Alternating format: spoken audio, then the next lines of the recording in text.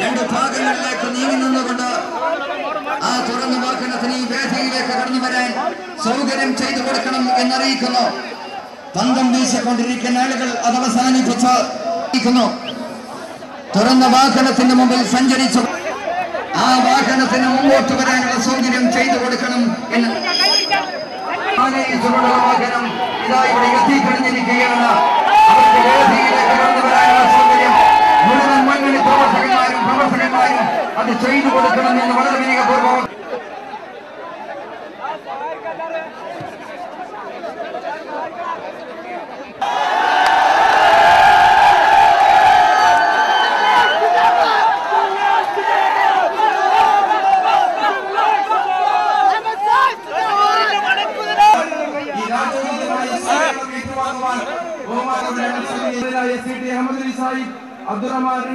മുഴങ്ങുകയാണ്. മറക്കാൻ പറ്റുമോ നമുക്ക്? തളിപ്പറമ്പ് നഗരം സാഹിബോട് സൂചിപ്പിച്ചില്ലേ? എത്ര തവണ, എത്ര കടകൾ, എത്ര തവണ പരിശോധിക്കണ്ടേ? ഒരു മുസൽമാൻ അവിടെ മുസൽമാൻ IMLO യൂണിയൻ ലീഗോ എന്നും നോക്കിയിട്ടില്ല. ഏടത്തോട്ട് മുണ്ടെടുത്തവന്റെ ഒക്കെ കളവടിച്ചു.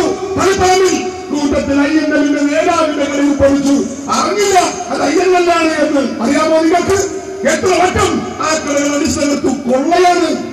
വാഹനം കൊണ്ടുപോയി വെച്ച് സാധനങ്ങൾ കയറ്റിക്കൊണ്ടുപോകുന്ന കൊള്ള. ഒരു കമ്മ്യൂണിസ്റ്റ് പ്രത്യയശാസ്ത്രത്തിന്റെ മേലങ്കിയില്ലെങ്കിൽ പിണറായി വിജയനും കോടിയേരി ബാലകൃഷ്ണനെയും EP ജയരാജനെയും ഞാനും നിങ്ങളും വിളിക്കുക, ഈ സമൂഹം വിളിക്കുക കൊള്ളക്കാരെന്നാണ്, കൊലയാളികളെന്നാണ്. അവകാശപ്പെടാൻ അവർക്ക് സാധിക്കില്ല. ആവർത്തിക്കണമോ കണ്ണൂരിൽ?